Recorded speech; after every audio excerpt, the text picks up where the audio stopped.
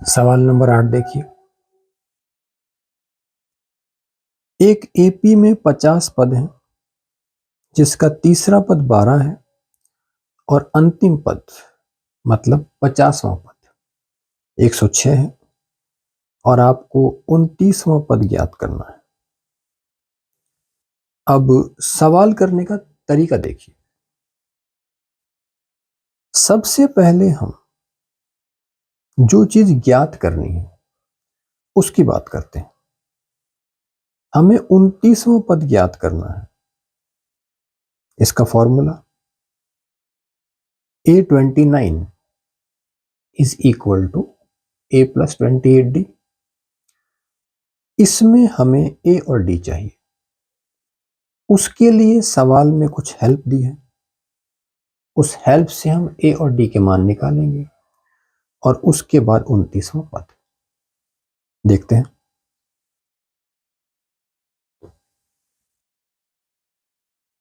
सवाल नंबर 8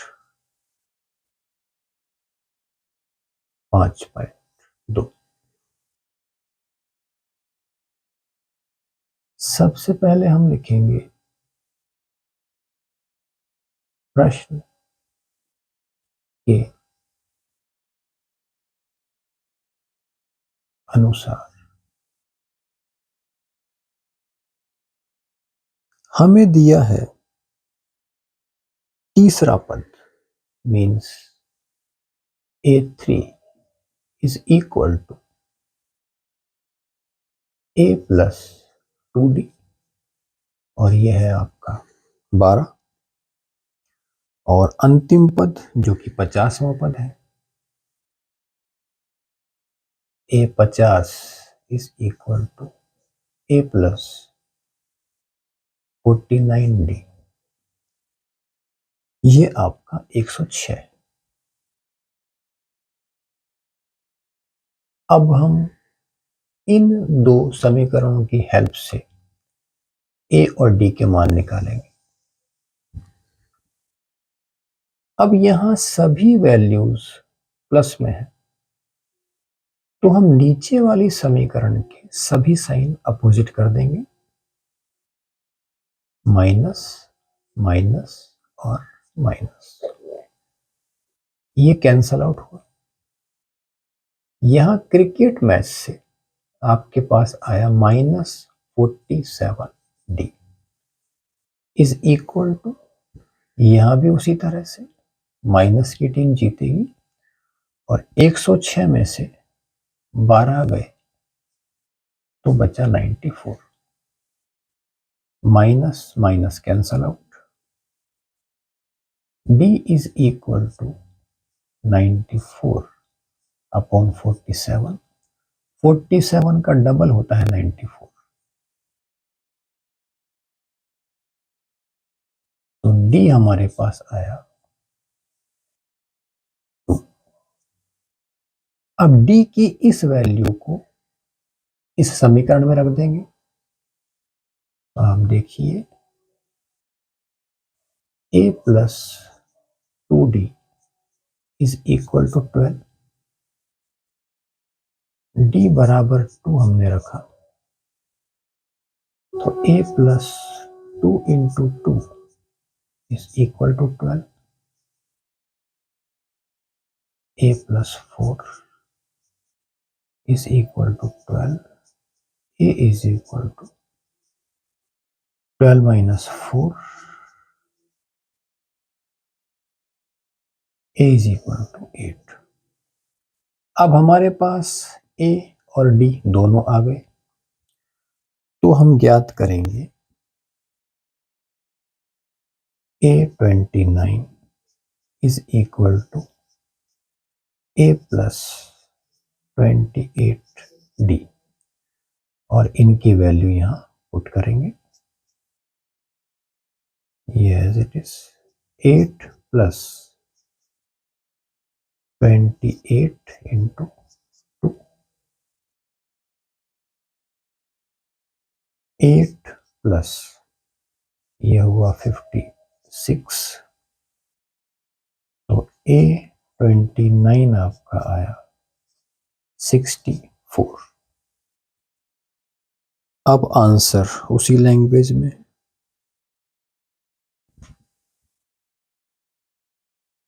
29वां पद बराबर 64। ये आपका फाइनल आंसर। सवाल कंप्लीट। अब आप 14 सम देखिए, थोड़ा अलग है, समझते हैं।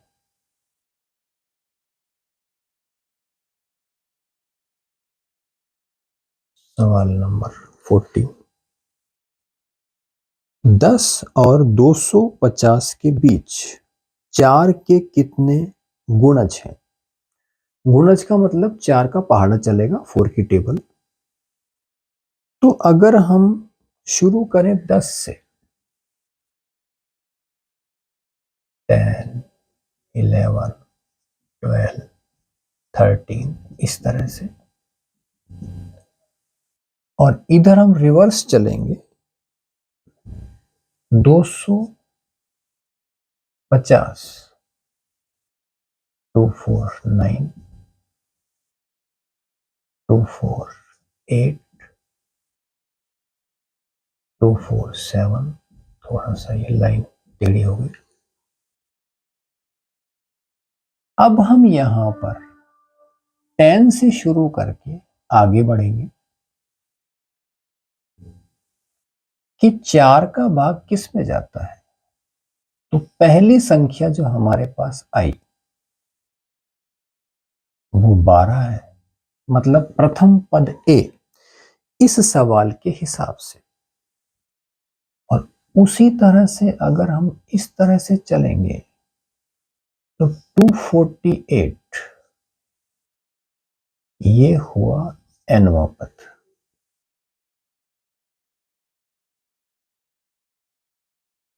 अब हम मानते हैं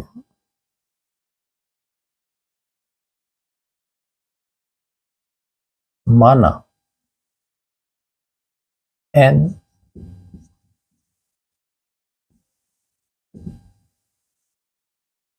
संख्याएं, या इसको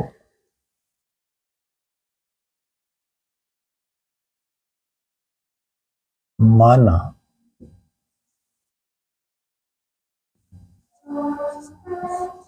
चार के गुणज बराबर n, मतलब 4 के n गुणज हैं, ये हमने माना। हमारे पास में a आ गया, an आ गया, और d हमारा 4 होगा, क्योंकि 4 के डिफरेंस पर आगे बढ़ेंगे। तो ये अंडरस्टूड है। ये पहले हम लिख लेते हैं, a is equal to 12, d is equal to 4 और an इज इक्वल टू 248। ये हमने मेंशन कर लिया। अब ये सवाल जो हमने पहले इजी सवाल किया था वैसा ही बन जाएगा। a plus n minus 1 into d is equal to an। a की जगह 12, n माइनस 1 इंटू डी की जगह 4 और an की जगह 248। अब मैं चाहता हूं कि इसके आगे सवाल आप खुद ट्राई करें। हो सकता है आप में से कुछ स्टूडेंट्स को मेरी बात अजीब लग रही होगी, मगर विश्वास कीजिए ये आपके फायदे के लिए है। देखिए, मैंने पहले भी आपसे कहा है कि एग्जामिनेशन हॉल में आपको अकेले जाना है, वहां मैं नहीं आऊंगा। ये जरूरी नहीं कि जो सवाल मैं करवा रहा हूं वो ही एग्जाम में आए। और ना ही मेरी ऐसी कोई एम्बिशन है। बस मेरा उद्देश्य ये है कि आपका माइंड चार्ज हो जाए, आप इतने योग्य बन जाएं कि आपके सामने कोई भी सवाल आ जाए, आप समझकर उसे कर सकें। अगर ऐसा होता है तो मैं समझूंगा कि मेरा प्रयास सफल हुआ। तो इस सवाल को आप करने की कोशिश कीजिए, रिवीजन मानकर ही कर लीजिए, अब तो एग्जाम नजदीक है। एक सवाल मैं और करा देता हूं। सवाल नंबर 16 देखिए आप।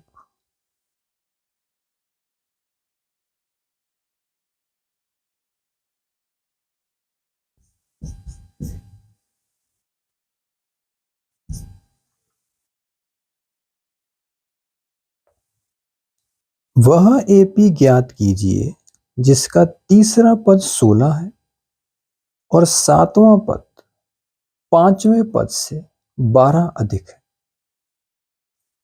तो अब इस लैंग्वेज को हम गणितीय रूप में कैसे लिखते हैं वो देखिए। तीसरा पद 16 मतलब A3 is equal to A plus 2D बराबर 16। इसे हम समीकरण 1 का नाम दे देते हैं। और अब देखिए सातवां पद, तो A7 is equal to A5, पांचवें पद से 12 अधिक है। मतलब पांचवें पद में 12 जोड़ देंगे तो ये सातवें पद के बराबर हो जाएगा। अब इसे करते हैं। ये A प्लस 6D, ये A प्लस 4D और ये 12। A cancel out. 6D 4D को हम यहां ले आते हैं, -4D इज इक्वल टू 12। आपके पास बचा 2D is equal to 12। D is equal to 12/2। D आपके पास आया 6। अब D की इस वैल्यू को हम समीकरण 1 में रख देंगे तो हमारे पास में A आ जाएगा। थोड़ा सा ब्लैक बोर्ड साफ करना पड़ेगा।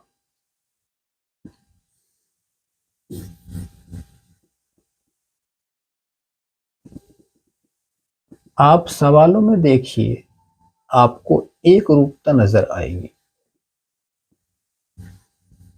मैथ्स में शुरू में समझना पड़ता है, कंसेप्ट क्लियर होते जाते हैं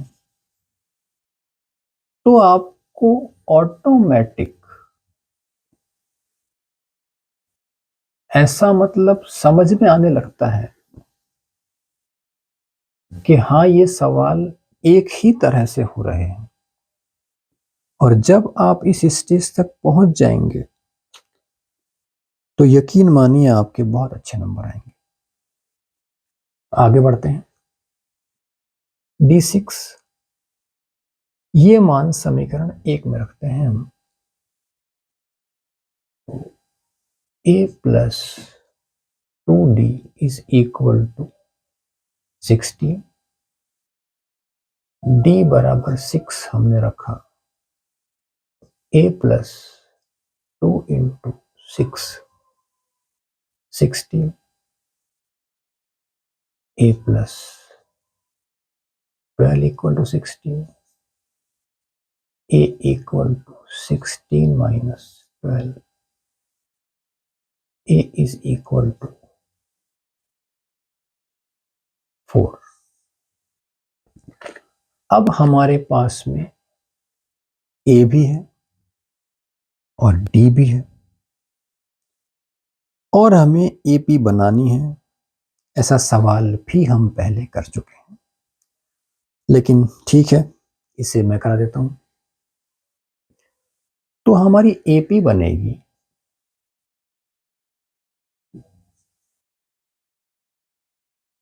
4 + 6, 4 + 2 × 6 and so on. 4, 10, 12 + 4, 16, 22 and so on. तो ये आपकी एपी हुई।